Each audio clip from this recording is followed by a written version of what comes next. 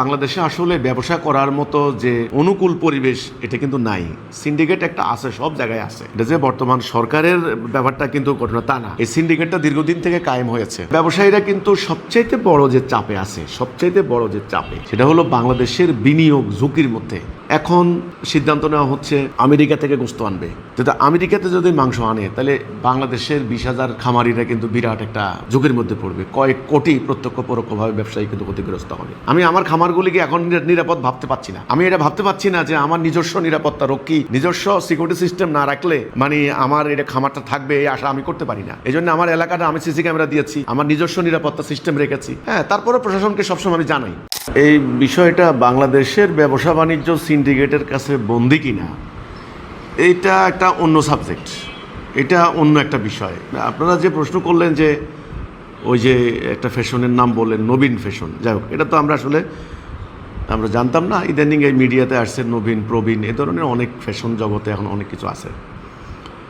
তো আমি যতটুকু সংবাদ পেয়েছি সোশ্যাল মিডিয়ায় এ ধরনের খবরগুলি আসে। এই যে মগবাজারে এখানে একটা বিশাল সেন্টার, ওখানে এই ব্যবসায়ীটার এই সমস্যাটা হয়েছে। তো আসলে এখানে আমাদের কাছে যতটুকু খবর, আমরা যতটুকু পেয়েছি, এখানে নানান ধরনের পক্ষে বিপক্ষে নানান খবরই কিন্তু প্রকাশিত হয়েছে। এখানে আমরা যেটা খবর পেয়েছি সেটা হচ্ছে ওই ভদ্রলোক উনি পাঞ্জাবির অফার দিচ্ছেন এবং ওনার এই ব্যবসাটা আগে থেকেই ওনারা করেন, কম দামে পাঞ্জাবি দেন।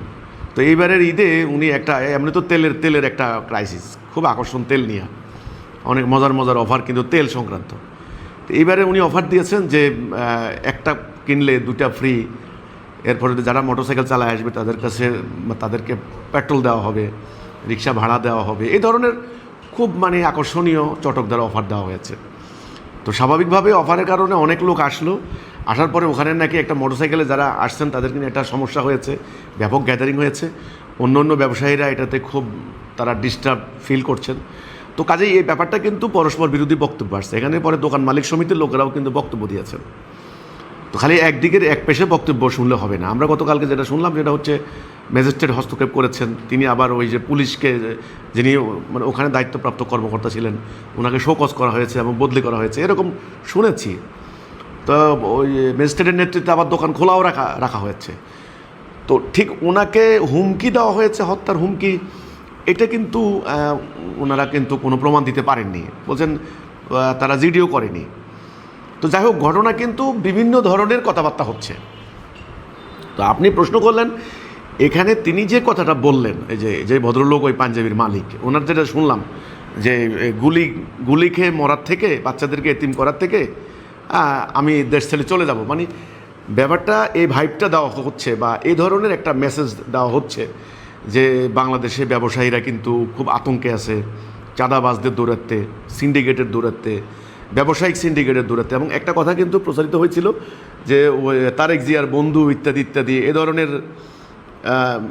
ধরনের অভিযোগ কিন্তু ওই লোকটা করেছে, আমরা তার বক্তব্য শুনেছি। তো এই কথাগুলি কিন্তু আমি আবারও বলছি, ব্যাপারটা কিন্তু ঠিক পরস্পর বিরোধী কথাবার্তা। এখানে ব্যবসায়িক মালিক সমিতিরাও কিন্তু এক ধরনের কথা বলছেন, আর যিনি ভুক্তভোগী তিনিও কিন্তু এক ধরনের সংবাদ সম্মেলনের দাবি করছেন। কারণ আপনি আমাকে যে প্রশ্নটা করলেন যে আপনারা তো ব্যবসা করেন, বাংলাদেশের ব্যবসায়ীরা কি আসলে সিন্ডিকেটের কবলে কিনা, দেখেন এখানে কিন্তু এই সংক্রান্ত ব্যাপারে কথা বলতে গেলে হ্যাঁ, আমরাও কিন্তু ব্যবসা করি। আমরা যে থ্রেটটা এখন ফিল করি, সবচেয়ে যেটা সংকটটা ফিল করি, সেটা হচ্ছে বাংলাদেশে আসলে ব্যবসা করার মতো যে অনুকূল পরিবেশ এটা কিন্তু নাই। সিন্ডিকেট একটা আছে, সব জায়গায় আছে। এটা যে বর্তমান সরকারের ব্যাপারটা কিন্তু ঘটনা তা না। এই সিন্ডিকেটটা দীর্ঘদিন থেকে কায়েম হয়েছে। এখন এই সিন্ডিকেটটা ভাঙতে হলে এমনি ভাঙা যাবে না। ব্যবসায়ীদের কাছে চাঁদা নেওয়া হচ্ছে। আমরা কয়েকদিন আগেও কিন্তু প্রথম আলোতে একটা রিপোর্ট দেখলাম, চট্টগ্রামে কিন্তু প্রকাশ্যে ব্যবসায়ীর বাড়ির দিকে সাবমেশিন গান দিয়ে গুলি করা হয়েছে এবং ব্যবসায়ীদেরকে চাঁদা না দেওয়ার কারণে প্রকাশ্যে পিটিয়ে হত্যা করা হয়েছে। এই ধরনের ঘটনাও কিন্তু ঘটছে।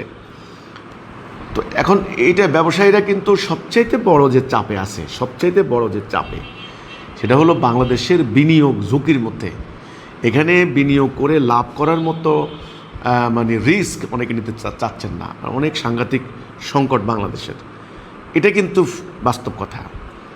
একটা সিন্ডিকেট আছে। যেমন ধরেন আমরা যদি আমাদের ব্যবসার কথা বলি, সেখানে যে যদি আমি খামারের কথা বলি, এখন সিদ্ধান্ত নেওয়া হচ্ছে যে আমেরিকা থেকে গোশত আনবে।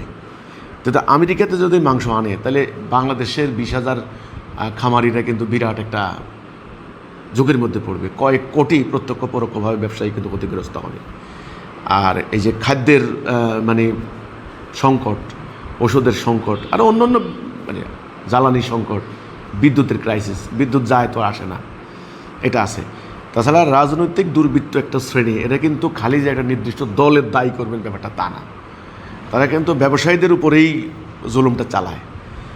এবং এই যে বর্তমানে যে ব্যবসায়ীরা মানে একটা সিন্ডিকেটের কবলে পড়েছে, এই সিন্ডিকেটটা কিন্তু দীর্ঘদিন থেকে চলছে।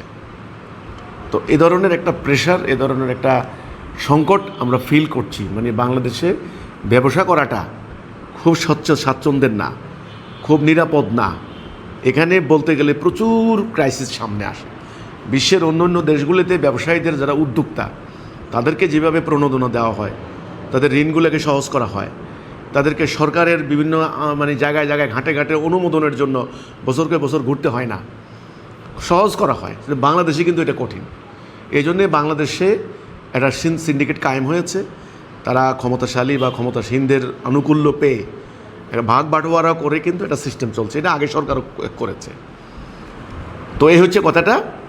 এখন তো এই মানে ব্যাপারটা এ ধরনের একটা মেসেজ সোশ্যাল মিডিয়াতে দেওয়ার চেষ্টা করা হচ্ছে কেউ কেউ, যে সরকারের আমলে এমন একটা অবস্থা, ব্যবসায়ীদেরকে চাঁদা দেওয়া হবে, তারা চাঁদা না দিলে ব্যবসা করতে পারবে না। সব ক্ষেত্রে কিন্তু এটা সত্য নয়।